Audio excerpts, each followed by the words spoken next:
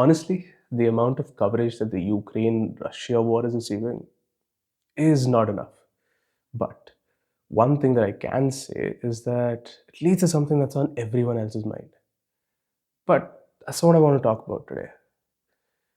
Me on this casting couch alone with a fever and probably hallucinating right now. The war I want to talk about is something that's not being fought with guns and drones and in the battlefield, but instead pens and banks and currencies. It's an ideological war that's connecting all of Europe. And no one's really talking about it because it's happening behind the scenes. Now, there's a war between the finance and the field of EU. And if you want to see exactly how this war looks like, you only have to look at how the year started. Because for the financial architects of a united Europe, the front line isn't a trench in Donbass, it's the bank counters in Sofia.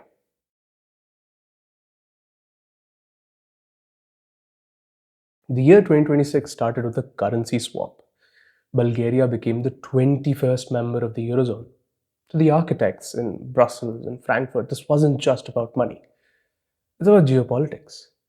See, the finance side of the EU has always viewed Bulgaria as a high risk area for Russian economic sabotage. And that's because Bulgaria is heavily dependent on Russia for their energy. See, Russia's Lukoil owns the Neftochim Burgas refinery, the largest in the Balkans. It provides nearly all of Bulgaria's liquid fuel. In the finances view, as long as Russia controlled the fuel, they controlled the Bulgarian economy.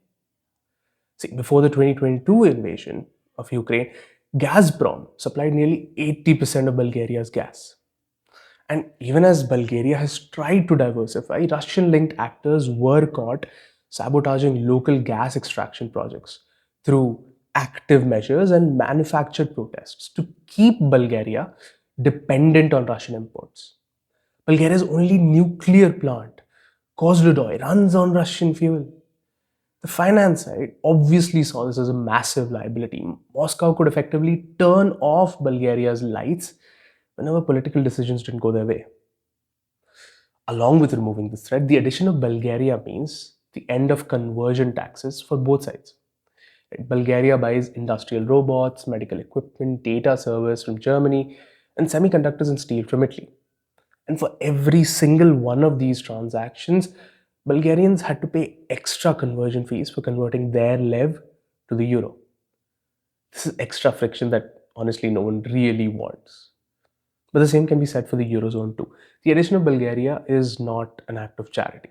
Bulgaria produces roughly 80% of the electronic components like sensors, cables, microchips found in Europe's cars.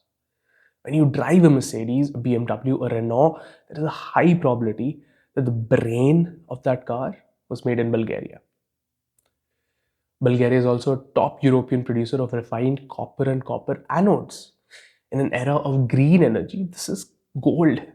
Copper is essential for electric vehicle batteries and for wind turbines, and it makes Bulgaria a strategic partner for the Eurozone's climate goals. Bulgaria is one of EU's largest exporters of sunflower oil and wheat. In Jan 2026, as global food prices constantly fluctuate, Bulgaria's grain is a key pillar of the Eurozone's food security. By locking Bulgaria into the euro, the EU has created a monetary fortress that stretches to the Black Sea.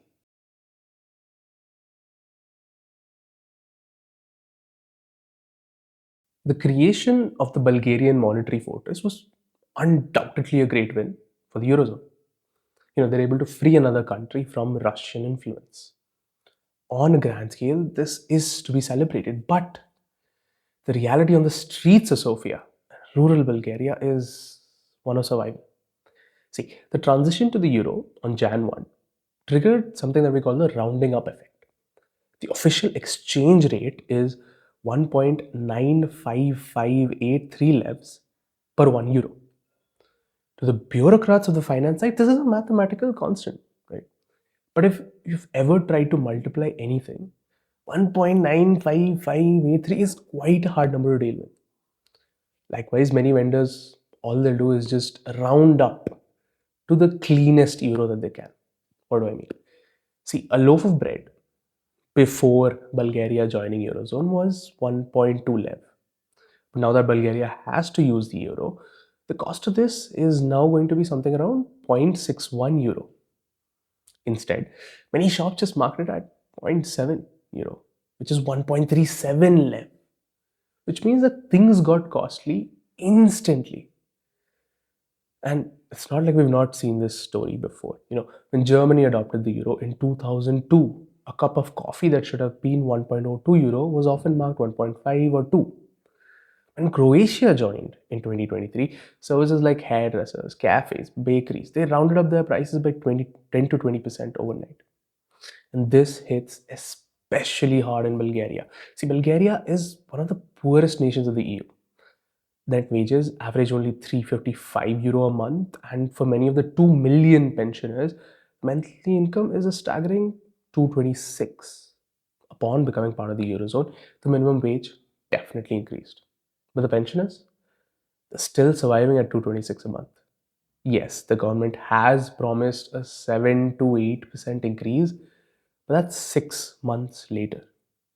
To a banker, 17 cents might just be a rounding error, but to a Bulgarian pensioner that's living on 7.5 euro a day, it's a meal lost for half a year.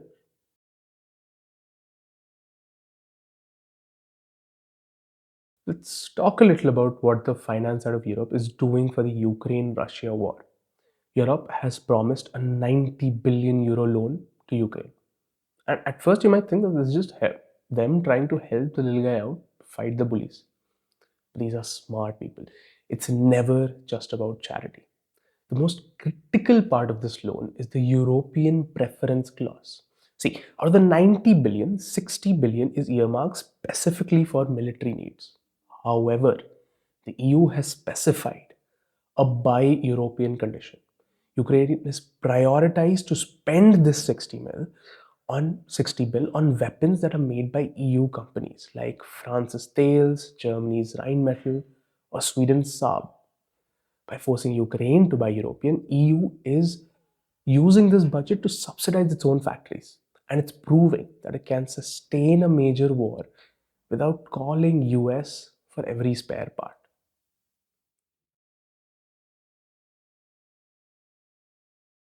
The 90 billion euro loan to Ukraine is a masterstroke of the European financiers. You're able to have a country owe debt to you, they're forced to buy weapons from you, and you're able to set an international reputation of being capable of winning a war without external support. Yet, for the farmers on the front lines of Eastern Europe, that loan is a financial fuel for a machine that is crushing their livelihoods. See, to keep the Ukrainian economy from collapsing under these war times, Ukraine was allowed to sell its grain, which accounts for like 20% of its GDP, nearly 100% duty free and quota free to the European market. This obviously caused an inflood of cheap grain passing through Poland and Romania. And you have to understand, Ukrainian grain is often 30 to 40% cheaper than the local Polish grain. Ukrainian producers also don't have to follow the EU's Green Deal, which limits certain pesticides, or even strict animal welfare laws that Polish and Romanian farmers are forced to follow. Following all of these laws increases costs. So these farmers can't practically reduce their selling price to be competitive with the Ukrainian grain. See, the 90 billion loan acts as a signal that EU was committing to Ukraine's economic survival for the long haul. This is not temporary anymore. And this moved trade markets instantly. As soon as large industrial buyers realized that cheap Ukrainian supply was not going away, they stopped buying the pricey local Polish grain. Seeing this, the Polish farmers dumped their stock before the prices fell even further. And what happens when everyone's selling everything at the same time? Prices collapse. The field rightly looks at this loan as a massive betrayal. The loan earmarks 60 billion euro for military assistance and defense industrial integration. The farmer is forced to ask, why not a single billion to protect the food sovereignty of the people that actually feed Europe? And all this anger boiled over. See, Polish farmers from the betrayed village and other agrarian unions used heavy machinery to seal the Dorhos Yahodin and Tika Shahini crossings. Protesters allowed only one truck to pass every 3 hours, creating queues that stretched over 30 kilometers and left over 4,000 vehicles stranded in sub zero temp. Protesters also targeted the Medika intermodal rail corridor, briefly stopping freight trains to signal that they could cut off the EU's landing to the east entirely. The demands a foolproof technical system to ensure that the Ukrainian grain that enters through Poland or Romania physically left these countries without a single kilogram being sold. And if the EU can find $90 billion for a loan to Ukraine's budget, it must provide also a grain shield fund for EU border countries to compensate farmers for the market crashes caused by these low price grain.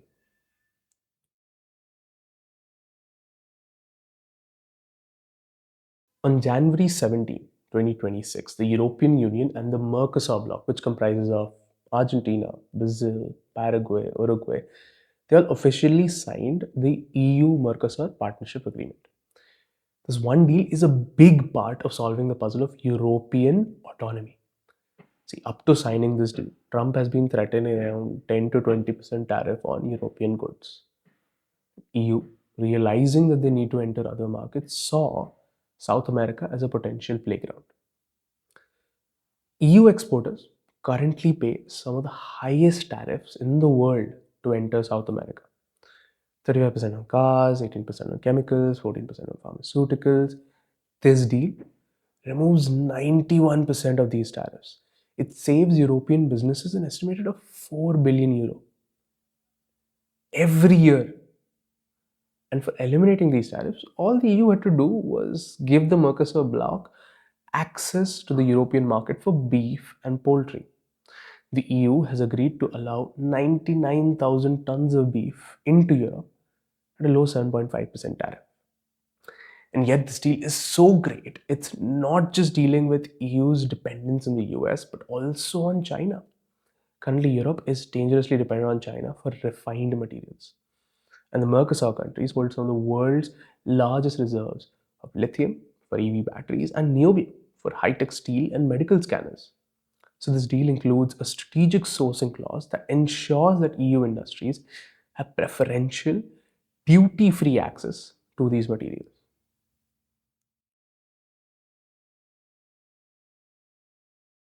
The Jan Mercosur deal was the final crushing blow to the field.